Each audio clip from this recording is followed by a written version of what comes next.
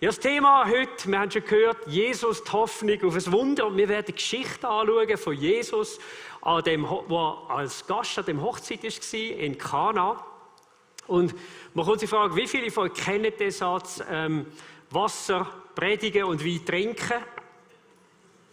Da habt ihr schon gehört. Ich sage, manchmal wirft man den Christen vor, die Wein predigen und am Schluss Wasser trinken. Viele Versprechungen und dann nichts dahinter. Ich werde mit euch heute wirklich die Message reingehen und ich glaube, jeder von euch kann etwas mitnehmen, wo ihr sagen könnt, hey, ich will Wein predigen und ich will Wein leben. Ob es trinkst oder nicht, das ist eine andere Sache. Aber mit der Qualität vom Wein, da wollen wir wirklich leben. Jesus, um ihn geht es in dieser Serie und ich glaube, jeder Mensch hat irgendwie eine Vorstellung von Jesus. Es gibt vermutlich kaum jemanden in unserer Gesellschaft, der den Namen nicht schon gehört hat. Aber ich stelle auch fest, wir leben in einer Zeit, wo viele Menschen Jesus gar nicht mehr wirklich kennen. Die einen haben vielleicht noch so ein bisschen das Bild von Jesus, im besten Fall da mit den Sandalen und einem langen Gewand und dann irgendeinen so ein bisschen bärtlichen Guru oder so. Aber Jesus, er ist sowas von anders, als dass man es sich manchmal vorstellt. Und meine Freude und Leidenschaft ist es. Ich glaube, gerade in einer Gesellschaft, wo Jesus nicht mehr kennt, Jesus zeigen, Jesus präsentieren. Und was so toll ist, wir können Jesus heute noch erfahren. Und das ist sein Anliegen. Wir wollen anschauen, wie Jesus sich den Menschen gezeigt hat, was Menschen mit ihm erlebt haben, auch gerade in dieser Geschichte. Und jetzt wollen wir sie miteinander lesen. Johannes 2, ab Vers 1. Am übernächsten Tag war die Mutter von Jesus bei einer Hochzeitsfeier in Kana, einem Dorf in Galiläa. Auch Jesus und seine Jünger waren zu der Feier eingeladen. Während des Festes ging der Wein aus und die Mutter von Jesus machte ihn darauf aufmerksam. Sie haben keinen Wein mehr, sagte sie zu ihm. Was hat das mit mir und dir zu tun, fragte Jesus. Meine Zeit ist noch nicht gekommen. Doch seine Mutter wies die Diener an, tut, was immer er euch befiehlt. Im Haus gab es 6 steinerne Wasserbehälter, die für die vorgeschriebenen Reinigungshandlungen der Juden verwendet wurden. Beispielsweise sie müssen Füße waschen vor dem Essen und Hände waschen etc. Und jeweils rund 100 Liter Fasten. Jesus sprach zu den Dienern, füllt die Krüge mit Wasser. Als die Krüge bis zum Rand gefüllt waren, sagte er, schöpft daraus und bringt es dem Zeremonienmeister. Sie folgten seiner Anweisung. Der Zeremonienmeister kostete von dem Wasser, das nun Wein war. Da er nicht wusste, woher der Wein kam, denn nur die Diener, die ihn geschöpft hatten, wussten es, ließ er den Bräutigam holen. Eigentlich schenkt ein Gastgeber den besseren Wein zuerst aus, sagte er. Später, wenn alle betrunken sind und es ihnen nichts mehr ausmacht, holt er den weniger guten. Du dagegen hast den besten Wein bis jetzt zurückbehalten. Durch dieses Wunder in Kana in Galiläa zeigte Jesus zum ersten Mal seine Herrlichkeit und seine Jünger glaubten an ihn. Ich werde noch mal kurz beten. Herr Jesus, ich danke dir, dass wir über dich heute Morgen reden dürfen und dass wir uns über dich Gedanken machen dürfen. Du bist der Jesus, der dort in Kana ein Wunder da hat und wo auf so eine besondere Art und Weise, vielleicht wie man es noch nie in der Geschichte hat gehört, etwas da hast. Und ich bete, dass wir an dem heutigen Morgen, so wie die Jünger, die dort waren, in unseren Herzen dürfen miterleben, wie du Glauben wächst, wie du Vertrauen wächst, wie du Erwartung in uns wächst, an dich als ein Gott, der Wunder tut. Und ich weiss, Jesus, jeder Mensch, der dich sucht, wird deine Wunder dürfen sehen. Amen.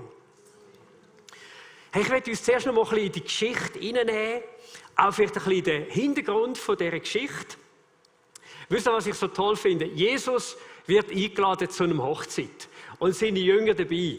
Und für mich, mir zeigt das etwas. Jesus ist nicht irgendwie ein Partycrasher gewesen, der gekommen ist und alle haben gedacht, hey, wenn der nur hoffentlich früh geht. Sondern Jesus ist jemand gewesen, wo die Menschen gern mit ihm zusammen sind. Es war eine Bereicherung gewesen, so nach dem Motto, hast Jesus dabei gehabt an deiner Hochzeit, hast du wie einen Garant gehabt, das wird ein cooles Fest. Ich glaube, man kann es wirklich so sagen, Jesus hat eine gute Stimmung verbreitet, gute Vibes. Sind irgendwo dort gewesen und hey, du hast gespürt, Jesus ist da, das ist gut. Er ist auch nicht als Moralapostel irgendwo auftaucht an dieser Stelle und hat versucht, alle Leute irgendwo an dem Hochzeit jetzt irgendwo zu bekehren oder so, sondern er ist einfach dort gewesen und hat mitgefeiert an dem Fest. Und ich denke, es ist schon auch noch besonders, dass der Johannes gerade so Geschichte, dass Jesus an einer Hochzeit, wo Mann und Frau sich das Ja-Wort gegeben haben, dass er dort das erste Wunder in seinem Evangelium erzählt. Jesus ist ohne Zweifel für die Ehe. Und Jesus hat sie auch geschaffen. Jetzt ist Folgendes der Fall gewesen. Die Hochzeiten sind anders wie bei uns viel, viel länger gegangen. Normalerweise 7 Tage. Und der Gastgeber hat Wein müssen haben. Viel Wein müssen haben. Und etwas vom Peinlichsten, was passieren konnte, ist, wenn der Wein ausgegangen ist. Das hat so viel wie geheissen wie, hey, der Gastgeber ist ein knauseriger Typ, oder der hat das Geld gar nicht, oder es war einfach eine mega schlechte Wertschätzung von den Gästen. Und genau das ist passiert. Und die Mutter von Jesus bekommt das irgendwo mit und sie bittet Jesus um Hilfe und sagt, hey, sie haben kein Wein mehr. Und dann sagt Jesus so ein bisschen komische Worte zu ihr. Und er sagt, was hat das mit mir und mit dir zu tun? Die Worte sind nicht so ganz einfach zu interpretieren. Aber was Jesus ohne Zweifel gemacht hat, er hat das nicht respektlos gesagt, sondern Jesus hat eine gewisse Distanz geschaffen zwischen seiner Mami und sich selber. Und für alle jungen Leute, das muss man manchmal machen, oder? Manchmal muss man eine gewisse Distanz schaffen zwischen den Erwartungen der Eltern und dem eigenen Leben. Ohne die Achtung der Eltern zu verlieren. Ich glaube, das ist vermutlich die grosse Spannung. Und daher heisst es eigentlich von Jesus, man könnte es vielleicht auch so übersetzen, hey, Mami, ich möchte dich bitten, instrumentalisiere mein Leben und meine Möglichkeiten nicht für ein Bedürfnis, das du jetzt siehst. Und warum hat Jesus das gemacht? Schaut, Jesus hat nie Wunder oder Zeichen einfach aus seinen eigenen Gedanken oder nur aus einer Not herausgetan, sondern er hat einmal gesagt, im gleichen Evangelium, ich versichere euch, der Sohn kann nichts aus sich heraus tun. Was immer er den Vater tun sieht, das tut auch der Sohn. Jesus hat immer in dieser Abhängigkeit zu seinem Vater gewirkt. Und er hat immer wieder auch den Vater gefragt, hat gesagt, hey, was ist jetzt dran? Ist es jetzt dran? Soll ich etwas machen? Soll ich nichts machen? Und dann sagt Jesus kurz darauf ein weiterer, nicht einfacher Satz. Er sagt, meine Zeit ist noch nicht gekommen. Wie meint er das? Man könnte jetzt meinen, ja, ich darf jetzt noch kein Wunder machen oder Zeit für den Wein oder das Wasser in Wein zu verwandeln, ist noch nicht gekommen, was auch immer. Aber es hat ja Maria gar nicht gewusst, noch, was Jesus macht. Wenn wir das Johannesevangelium anschauen, dann finden wir den Ausdruck 9-mal in diesem Brief drin. Und jedes Mal hat es damit zu tun, dass Jesus auf seinen Tod am Kreuz schaut und seine Auferstehung. Und das war eigentlich das Hauptthema. Das heisst, Jesus hat in allem, was er da hat er ein Ziel vor Augen. Und das sind nicht einfach Zeichen und Wunder oder Menschen zu beeindrucken oder einen Fanclub oder was auch immer zu generieren auf dieser Welt, sondern Menschen auf das darauf hinzuweisen, ich werde mal am Kreuz von Golgatha sterben für die Sünde und die Schuld der Menschen. Das war seine Mission, das war sein grösstes Anliegen. Und dann, trotz allem, Jesus handelt. In Absprache mit dem Vater. Und die 6 Weinkrüge, wo jedes etwa 100 Liter gefasst hat, hey, das Wasser dort drin wird, wir wissen nicht wie, aber es wird zu Wein. Und zwar wie von der ersten Klasse. Also Robert Parker hat vermutlich 100 plus 1 Punkt vergeben. Irgendwo Château Domaine de Jésus-Christ oder irgendwie so etwas. Vermutlich der beste Wein, den es je gegeben auf dieser Welt. Und der Speismeister war völlig überrascht gewesen. Und ich kann mir vorstellen, ich wäre auch gerne an dem Hochzeit gewesen. Ich hätte gerne von dem Wein gekostet. Jetzt, das ist eigentlich Geschichte. Und das heisst, Jesus hat seine Herrlichkeit gezeigt und die Jünger haben an ihn geglaubt. Was lernen wir durch diese Geschichte? Ich glaube, das Erste, was uns die Bibel da drin zeigt, ist, Jesus hat Kraft, um Wunder zu tun. Jesus hat Kraft, Wunder zu tun. Denn die Bibel erzählt auch an anderen Orten, dass Jesus Wunder da hat. Einmal oder zweimal hat Jesus so eine Brot- und Fischvermehrung gemacht. Und Menschen, einmal 4'000, einmal 5'000 Menschen haben aus ein paar wenigen Fisch und Brot sind ernährt worden. Jesus hat das Brot gebrochen und es hat nicht aufgehört. Es ist immer wieder Neues dazugekommen. Und die Fische verteilt und die Fische haben nicht aufgehört. Er hat genug gehabt. Und es heisst in diesen Geschichten, alle aßen, so viel sie wollten, und anschließend sammelten sie noch 12 Körbe mit Resten ein. Und es zeigt mir so ein bisschen etwas, hey, wenn Jesus etwas gemacht hat, er hat es mega gut gemacht. Er hat sogar mehr gemacht, als die Leute erwartet haben. Jesus hat mit Qualität gehandelt. Aber eins müssen wir auch sagen, wir wissen nicht, wie Wunder funktionieren. Es gibt keine Anleitung dazu. Glauben wir, wenn es eine gäbe, gäbe es schon längst das Business. Science and Miracles Incorporated, und dann kannst du dich dort irgendwo anmelden. Aber was wir sehen in der Geschichte drin ist, wir wissen nicht, wie die Wunder funktionieren, aber wir sehen, sie haben Auswirkungen, sie haben Resultate. Jetzt gibt es natürlich Leute, die sagen, ja Matthias, wir leben doch in einem aufgeklärten 21. Jahrhundert. Das sind sicher so ein Johannes, der das geschrieben hat. Die Leute, die haben doch einfach, was weiß ich, ein bisschen unter der heißen Sonne im Nahen Orient ein bisschen so inspiriert. Die haben doch die Wunder einfach gemacht, so ein bisschen, um Jesus besser anzustellen.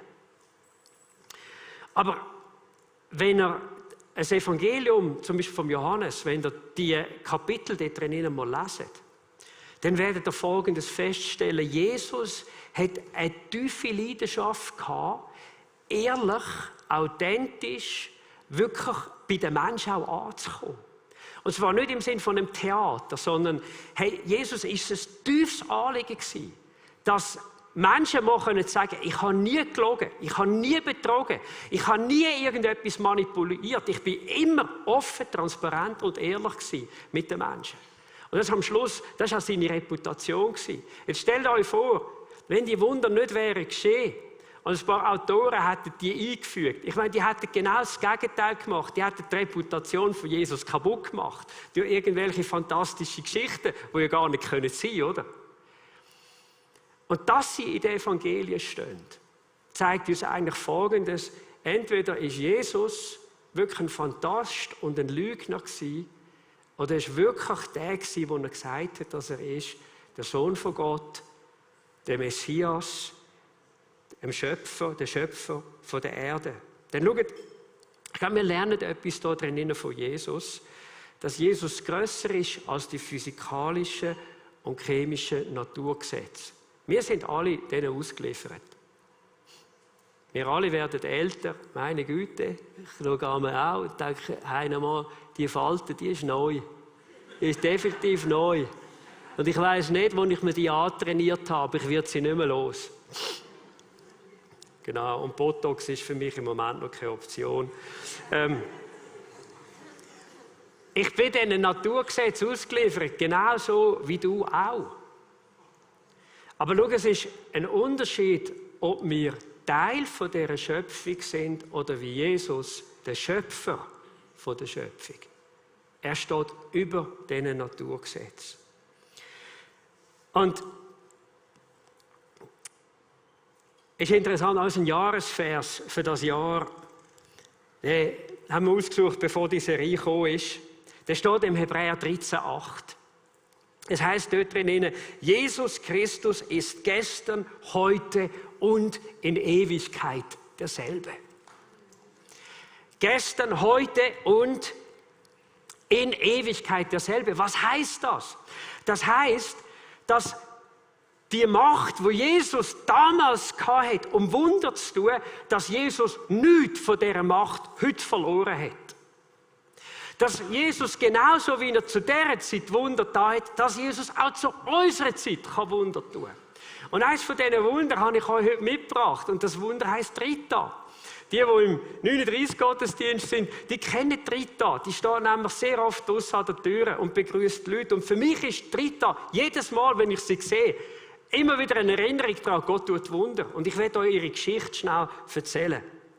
Rita war stark übergewichtig und hat sich dann vor 15 Jahren dazu entschieden, auch in Absprache mit ihren Ärzten, eine Magen-OP zu machen. Und die ist so schief gegangen, dass sie am Schluss nur noch flüssige Nahrung hat zu sich nehmen konnte. Sie hat nicht mehr essen.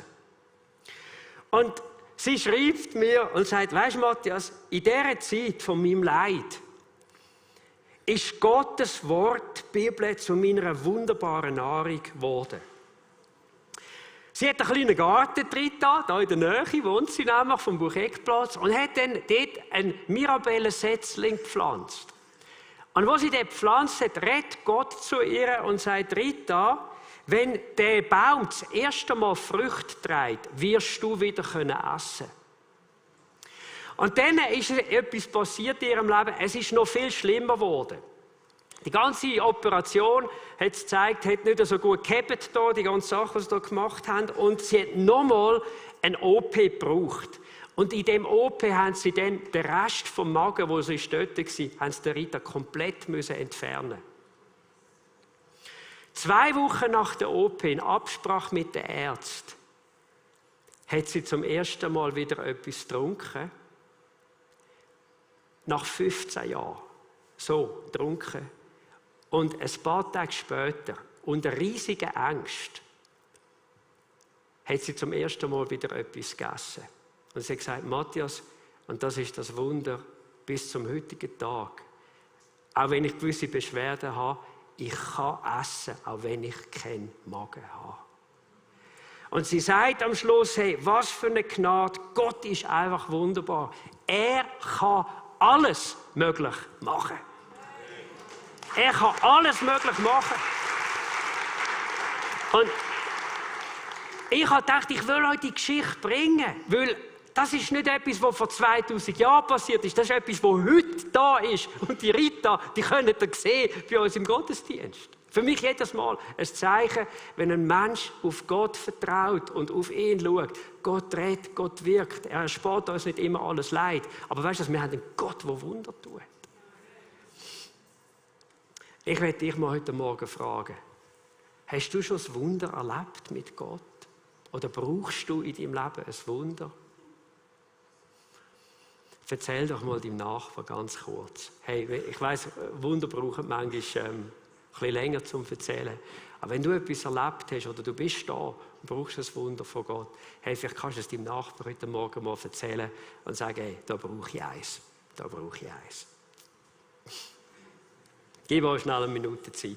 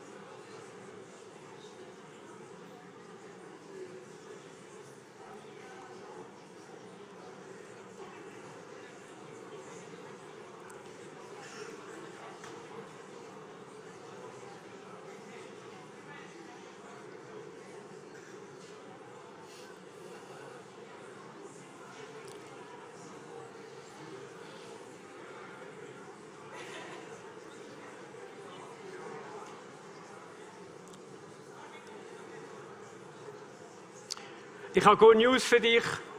Wenn du da bist und das Wunder von Gott brauchst, heute Morgen werden wir dir die Möglichkeit noch geben, wirklich zum Gebet zu kommen und miteinander vor Gott zu stehen und Gott einfach zu bitten um ein Wunder. Weil schau, das ist das Schöne, was uns die Geschichte auch zeigt. Maria ist gekommen und sie hat einfach Jesus gesagt, hey, sie haben kein Wein mehr. Wir haben ein Problem. Und weißt du, Jesus hat gewusst, wenn er muss was machen und was er muss machen. Und so dürfen wir dann auch zu ihm kommen.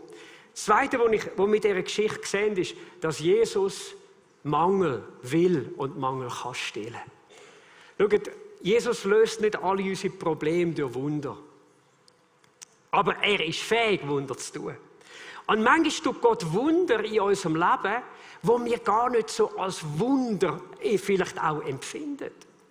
Aber schau, vielleicht hast du in deinem Leben einen Mangel an Geduld, einen Mangel an Selbstbeherrschung, einen Mangel an Liebe. Vielleicht hast du einen Mangel in deinem Leben, wo du sagst, hey, mir fehlt, vielleicht sind es Finanzen, vielleicht ist es Weisheit für eine Entscheidung. Und weißt du, das ist das Tolle bei Jesus, wenn er einen Mangel sieht in unserem Leben und wir kommen mit dem zu ihm. Er ist der, der das nicht unberührt lässt. Hast du mal festgestellt, du kannst manchmal mit Menschen reden und jeder erzählt von seinen eigenen Problemen. Aber wie viele sind wirklich interessiert an dir? Ich weiss aber eins, Jesus ist wirklich interessiert an uns. Ihn hat das nicht kalt gelassen, die Situation von dem Bräutigam. Ihn hat das nicht kalt gelassen, die Situation von dem Gastgeber an dem Hochzeit. Sondern, wo Maria ihn aufmerksam gemacht hat, er gewusst, in welchem Dilemma, in welchem Bedürfnis das sie sind. Und Jesus in der Beziehung zu seinem Vater hat gespürt, hey, da mache ich jetzt etwas. Da ist jetzt ein Moment gekommen, um einzugreifen und zu helfen. Hey, ich weiss eins, wenn wir zu Gott kommen, auch mit dem Mangel vielleicht von unserer Liebe für andere Menschen, vielleicht auch für uns selber, uns können anzunehmen, mit einem Mangel an Freude, mit einem Mangel an Lebensperspektive. Weißt du, was die Bibel sagt? Wenn der Heilige Geist unser Leben beherrscht, dann wird er eine ganz andere Frucht, ein Resultat in unserem Leben wachsen lassen. Liebe, Geduld, Frieden, Geduld, Freundlichkeit, Güte, Treue, Sanftmut und Selbstbeherrschung. Hey, und ich finde das so genial. Wir können zu Jesus kommen mit unserem Mangel, auch in diesen Sachen. Und ich weiss eins, hey, Jesus ist ready, um dir mehr Liebe zu geben, mehr Freude zu geben, mehr Frieden zu geben, mehr Freundlichkeit zu geben, mehr Geduld zu geben. Aber eins müssen wir machen, wir müssen zu ihm kommen. Wir müssen dem Geist Gottes, dem Heiligen Geist, die Möglichkeit geben, unser Leben auch zu berühren und wirklich zu verändern. Ich finde es so cool, dass Gott das manchmal so auf ganz unspektakuläre und vielleicht auch überraschende Art macht. Ich denke an eine junge Person in unserer Kirche, mit der hatte ich im Dezember noch ein kurzes Gespräch gehabt. Schon Folgendes gegangen, zwischen dem Gottesdienst sind wir ein paar Leute noch am Tisch gehockt und haben gewartet auf den nächsten Gottesdienst. Sie hätten noch nicht gerade gehen für ihren Einsatz. Und plötzlich sind die anderen gegangen und wir sind dann noch zu zweit am Tisch gehockt. Und irgendwo sind wir auf das Thema zu reden gekommen, dass sie nicht weiss, wie es weiter gehen soll. Ihren Beruf, ihre Ausbildung, die nächsten Schritte, die dran sind. Ich habe ihnen ein paar Fragen gestellt und innerlich einfach so empfunden auch, sage ihr, hey, verfolg doch dieses übergeordnete Ziel in deinem Leben. Denn bei all diesen vielen Entscheidungen weisst du dann, wo es angeht. Dann hat sie angefangen zu überlegen und plötzlich, das ist wirklich so ein Moment Gottes gewesen, plötzlich fängt sie an zu mailen und sagt, jetzt weiss ich ganz genau, was ich machen muss. Ich will das und das und das und das machen. Und ich habe so gedacht, Herr, das ist auch so ein Wunder von dir. Ein Eingreifen in eine Situation, wo jemand nicht gewusst hat, wie geht es weiter. Und du selber zeigst einem Menschen in seinem Herz, das sind die nächsten Schritte. Ich habe so gefunden, ich habe mich so besonders auch gefreut, weil es jemand war, der Gott einfach dient in dieser Kirche, der überhaupt nicht damit gerechnet hat, dass Gott jetzt vielleicht auch so klar eine Weisung gibt. Aber ich stelle das immer wieder fest, Menschen, die Gott dienen, die erleben manchmal ganz unspektakulär, ungefragt Gottes Hilfe und Unterstützung auf ihrem Weg. Und in allem, jetzt komme ich zum dritten Ziel von Jesus. Wir lernen nicht nur von ihm, dass er Wunder tun kann, dass er den Mangel stillen kann, sondern er verfolgt das grösste Ziel bei allem, was er tut. Ihr mögt euch noch erinnern, er hat gesagt, meine Stunde ist noch nicht gekommen. Und das hat mit seinem Tod zu tun. Schaut, das grösste Ziel von Jesus ist nicht primär nur Wunder zu tun und unserem unmittelbaren Mangel abzuhelfen, sondern das grösste Ziel von Jesus ist, dass wir als Menschen gerettet werden. Und was heisst das? Schau, das Problem ist folgendes: Wir alle haben Gott enttäuscht. Wir alle haben unseren Schöpfer missachtet. Wir alle haben unserem Schöpfer misstraut in unserem Leben. Und die Bibel nennt das Sünde. Sünde ist ein anderes Wort, das uns vielleicht ein bisschen geläufiger ist, für Zielverfehlung. Wir sind an dem Ziel in unseren Entscheidungen, in unserer Lebensausrichtung vorbeigelaufen. Und diese Sünde, die trennt uns von Gott. Das ist der Grund, warum du, wenn du Jesus nicht in deinem Leben hast, dass du eine gewisse Distanz spürst zu Gott. Das ist der Grund, warum du in deinem Leben zum Teil spürst, wie, hey, etwa die habe ich den Eindruck, Gott ist da, und etwa die habe ich den Eindruck, er ist nicht da. Du hast nie eine tiefe Sicherheit in Bezug auf Gott in deinem Herzen. Der Grund liegt in dieser Sünde, in deinem Leben, wo dich trennt von Gott. Und es geht nur einen Weg, die Sünde wegzunehmen. Und das ist das, dass wir uns im Glauben Jesus zuwenden, unser Vertrauen auf ihn setzen, dass er an dem Kreuz von Golgatha wirklich für unsere Schuld gezahlt hat. Dass er den Preis gezahlt hat, oder man kann auch sagen, die Konsequenz oder die Strafe für unsere Sünde, dass er die getragen hat, stellvertretend für uns, und sagt, hey, wenn du mir vertraust, dann bekommst du den Benefit von meinem Tod. Dann bekommst du den Segen von meinem Tod, nämlich Schuldfreiheit von Gott, Versöhnung mit Gott. Weißt du, kennst du das, wenn du dich versöhnst mit einem Menschen? Hast du auch schon Streit gehabt mit jemandem? Oder bin ich der Einzige? Nicht ganz. Aber kennt ihr das, wenn man sich auch wieder versöhnen kann? Was das am Schluss an Nähe heisst, an neuem Vertrauen heisst. Schaut, und genau das ist die Dimension, für die ist Jesus gekommen. Dass wir in dieser Versöhnung zu ihm leben können. Schaut, es gibt Leute, die sagen, ja, Kirche ist dazu da, die machen nur den Leuten ein schlechtes Gewissen. Ich will euch sagen, vielleicht gibt es so Kirchen.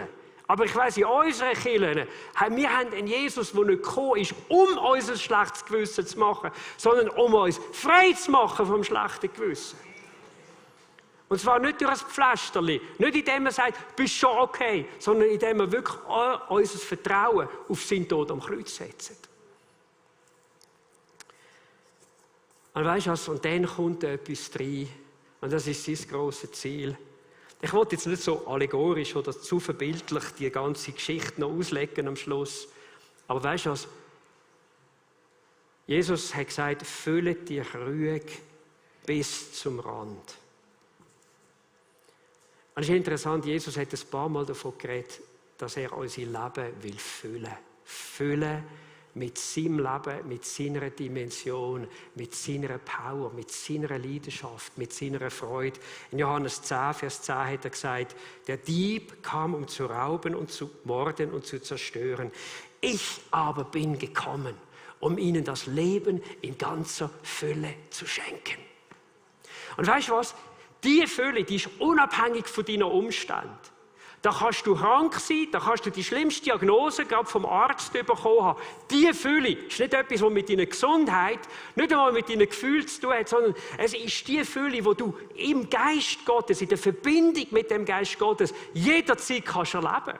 Da kannst du in den tiefsten, in den schwierigsten Momenten in deinem Leben, hast du immer noch einen Grund, zum zu sagen, Jesus, I praise you.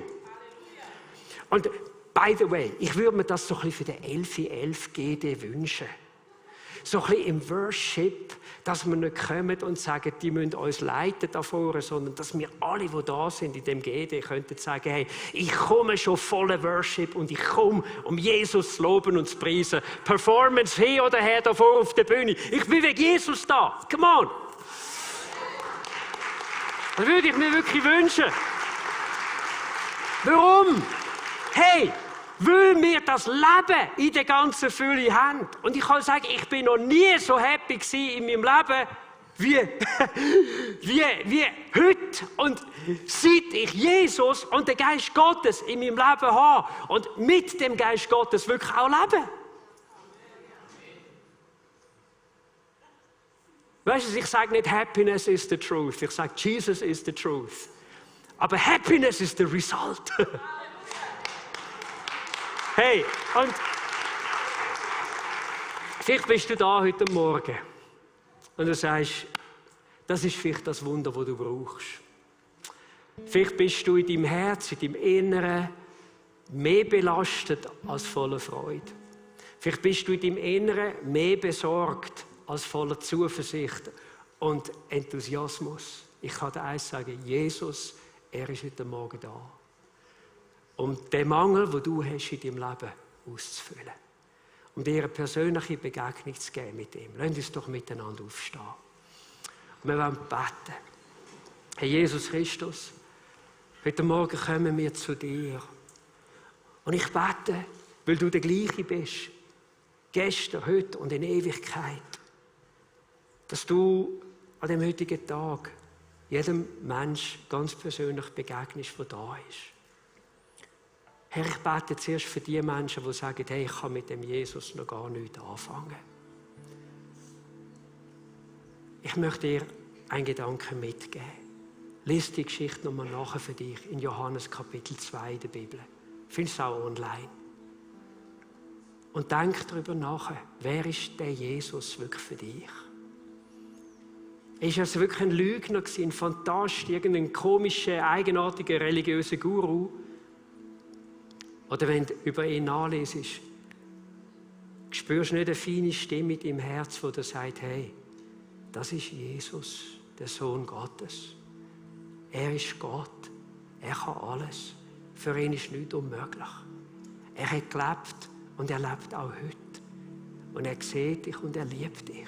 Ich möchte dich bitten, hör nicht auf, in deinem Herz zu kämpfen, bis du eine tiefe Überzeugung hast, wer Jesus ist. Bis du selber zu einer persönlichen Meinung gekommen bist, wer Jesus ist. Hey, vielleicht bist du da irgendwo mit einem Mangel. Vielleicht brauchst du Gesundheit, vielleicht brauchst du das Wunder an deinem Körper. Vielleicht brauchst du aber auch das Wunder an deiner Seele, in deinem Inneren. Du merkst, hey, ich lebe nicht in dieser Fülle, von der Jesus geredet hat. Vielleicht bist du ausgelaugt, vielleicht macht dir das ja Sorgen. Ich möchte dich einladen heute Morgen. Komm zu Jesus. Komm zu Jesus. Komm zu Jesus.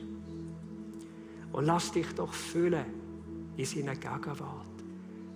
Lass es doch geschehen, dass er dir deine Sorgen wegnimmt, dass er dein Herz füllt mit neuem Glauben, mit neuer Freude, mit Leidenschaft und Power. Lass es doch zu, dass er dich heute Morgen berührt. Und du musst ihm nur sagen, was dir fehlt. Er weiß denn schon, was es braucht.